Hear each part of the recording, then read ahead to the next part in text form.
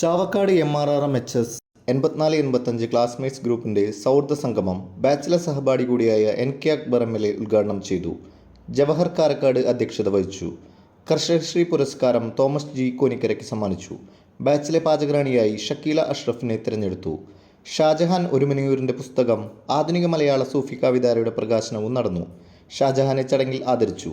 AB Shakeela, Arjunan, Jabbar, doctor Girish, Manoj T ബാലൻ, അസ്കർ, വിജയൻ എന്നിവർ സംസാരിച്ചു.